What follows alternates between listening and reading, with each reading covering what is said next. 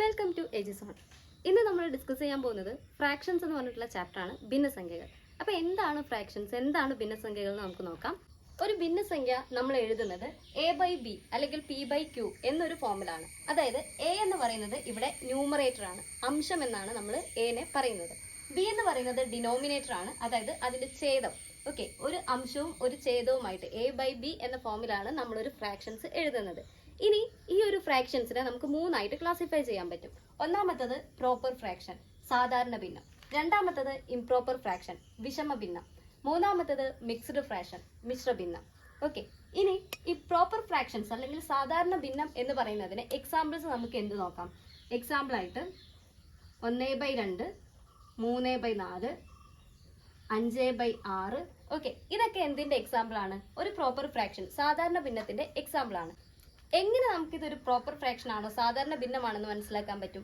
ഇവിടെ രണ്ട് ആൾക്കാരുണ്ട് അല്ലെ, ഒന്ന് ന്യൂമറേറ്റർ ആണ്, താഴെയുള്ളത് ആരാണ്? ഡിനോമിനേറ്റർ ആണ്, അംശവും ഛേദവും ഉണ്ട്.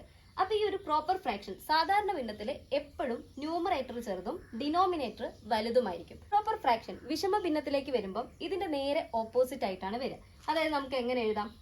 ഇവിടെ എഴുതിയ എക്സാമ്പിൾസ് തന്നെ തിരിച്ചെഴുതുകയാണെങ്കിൽ 2/1 വരും. ഓക്കെ, 4/3 വരും.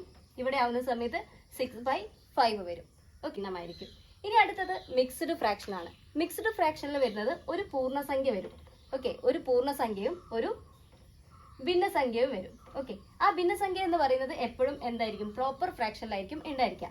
ഒരു പൂർണ്ണസംഖ്യയും ഉണ്ടായിരിക്കും, ഒരു ഭിന്നസംഖ്യ ഉണ്ടായിരിക്കും. ആ ഭിന്നസംഖ്യ എപ്പോഴും ഏതിലാ വരിക? പ്രോപ്പർ ഫ്രാക്ഷനിലായിരിക്കും വരുന്നത്. ഓക്കെ, ഇനി ഒരു പ്രോപ്പർ ഫ്രാക്ഷൻ സാധാരണ ഭിന്നം നമ്മൾ എടുത്തു നോക്കിക്കഴിഞ്ഞാൽ അത് എപ്പോഴും <1 ആയിരിക്കും. ഒന്നിനേക്കാളും ചെറുതായിരിക്കും നമുക്ക് കിട്ടുന്ന വാല്യൂ. ഇനി അതൊരു ഇംപ്രോപ്പർ ഫ്രാക്ഷൻ ആണെങ്കിൽ നമുക്ക് എപ്പോഴും എന്തായിരിക്കും? <1 ആയിരിക്കും കിട്ടുന്നത്.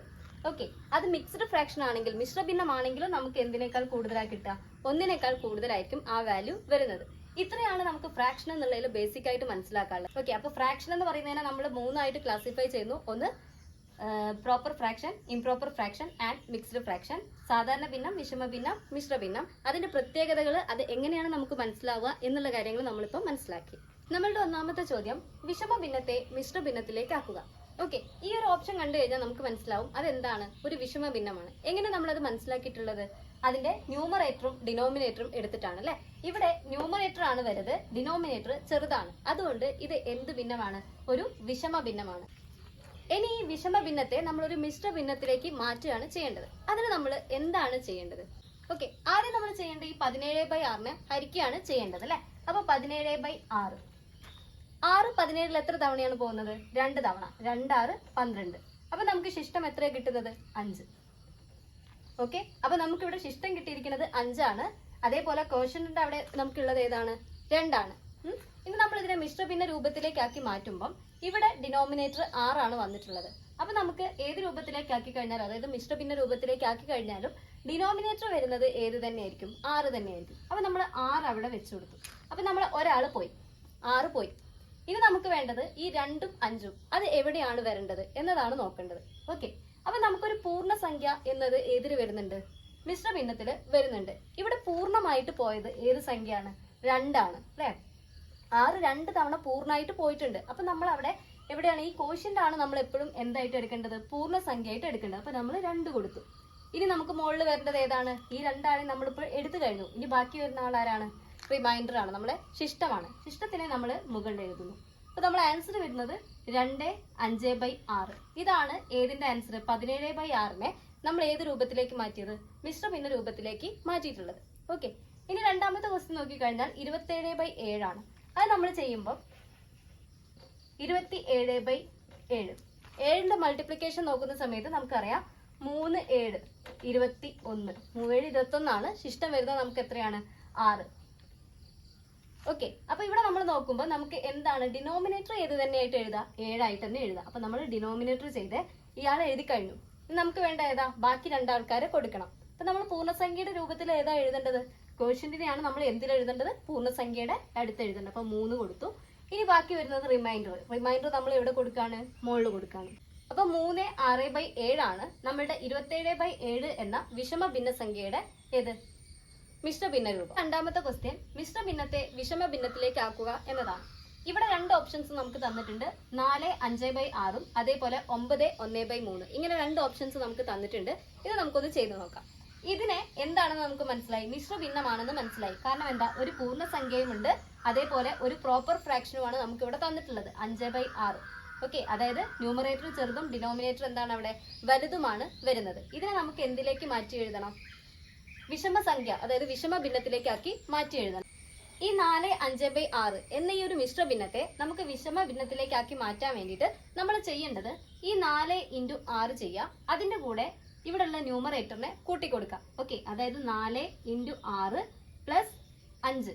ഓക്കെ, 4 × 6 പ്ലസ് 5 കൊടുക്കുക, ഡിവൈഡഡ് ബൈ ഇതിന്റെ ഡിനോമിനേറ്റർ എപ്പോഴും ആരാ വരുന്നത്, 6 തന്നെ ആയിരിക്കും. ഓക്കെ, എപ്പോഴും 6 തന്നെ എന്ന് പറഞ്ഞാൽ ഈ ക്വസ്റ്റ്യനിൽ ആരാണോ ഡിനോമിനേറ്ററിലുള്ളത് അതാണ് ഇവിടെ വരുന്നത് അല്ലെ. അപ്പൊ ഇവിടെ 6 ആണ്, അതുകൊണ്ട് ഇതും എന്ത് തന്നെയാണ് 6 ആണ് വരുന്നത്. അപ്പൊ നമുക്കിതൊന്ന് ചെയ്ത് നോക്കാം അല്ലെ. 4 × 6 ചെയ്തിട്ട് അതിന്റെ കൂടെ +5 നമ്മൾ ആഡ് ചെയ്ത് നോക്കാം.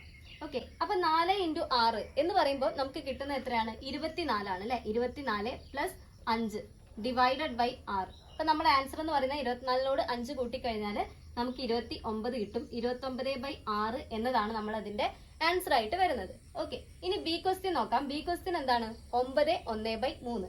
ഇതിൽ നമ്മൾ എന്താ ചെയ്യേണ്ടത്, 9 × 3 + 1 അല്ലെ. 9 × 3 + 1 ചെയ്യാം, ഡിവൈഡഡ് ബൈ ഇവിടെ ആരാണോ ഡിനോമിനേറ്ററിൽ വരുന്നത് 3 ആണ്. അപ്പൊ 3 തന്നെയാണ് നമുക്ക് എന്ത് വരുന്നത്, ഡിനോമിനേറ്റർ ആയിട്ട് വരുന്നത്.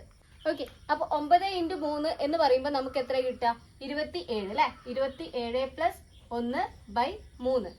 ഇനി ഇത് ആഡ് ചെയ്യുമ്പോൾ നമുക്ക് എങ്ങനെ കിട്ടുന്നത്, 27 + 1 28. 28/3 ഇതാണ് നമ്മളുടെ ആൻസർ ആയിട്ട് വരുന്നത്.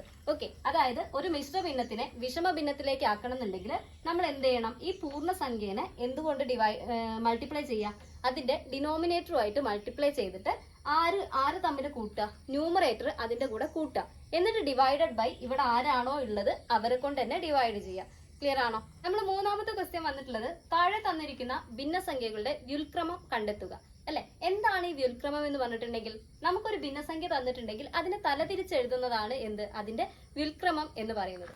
ഓക്കെ, അതായത് ഇവിടെ 3/5 എന്നതിനെ അതിന്റെ വ്യുൽക്രമം കണ്ടുപിടിക്കാൻ പറഞ്ഞിട്ടുണ്ടെങ്കിൽ എന്ത് വരും, ഇതിനെ തലതിരിച്ചെഴുതുക, അതായത് 5/3 എന്നതാണ് എയുടെ ആൻസർ ആയിട്ട് വരുന്നത്.